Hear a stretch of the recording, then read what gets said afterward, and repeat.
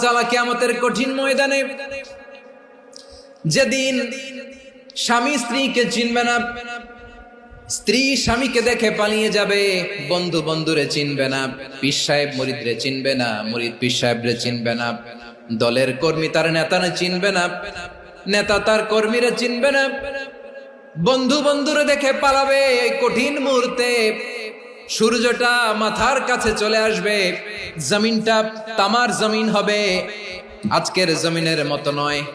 মানুষ ঘর্মাক্ত, ক্লান্ত, শ্রান্ত মাথার মগজগুলো কানের ছিদ্র আর নাকের ছিদ্র দিয়ে বেয়ে বেয়ে পড়বে।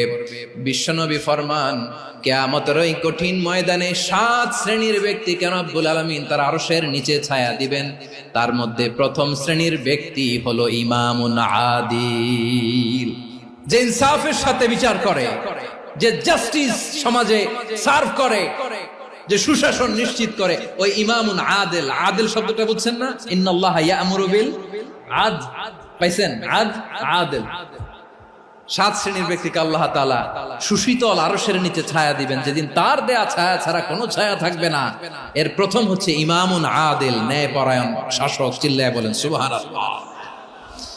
আবার বিশ্বনবী বললেন, ইন্নাল মুকসিতিনা ইনদাল্লাহি আলা মানাবিরা মিন নূর আন ইয়ামিনির রহমান। কিয়ামতের দিন যারা ন্যায় পরায়ণ হিসেবে আল্লাহর সামনে দাঁড়াবে, কিয়ামতের দিন রব্বুল আলামিন তার আরশের ডান দিকে ওই ন্যায় পরায়ণ লোকদের জন্য আরশের ডান দিকে একটা নূরের মিম্বারে তাদেরকে বসার সুযোগ করে দিবে।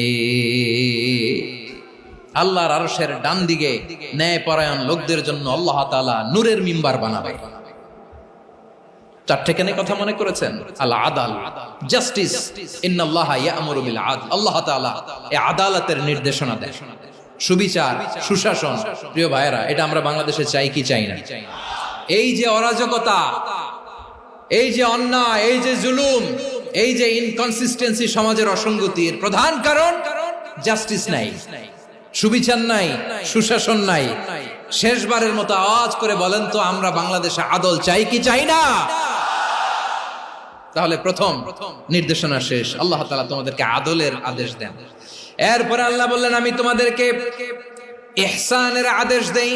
ইন্নাল্লাহা ইয়া'মুরু বিল আদলি ওয়াল ইহসান।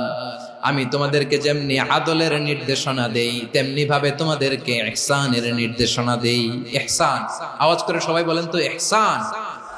ইহসান মানে, आप भी यूट्यूबर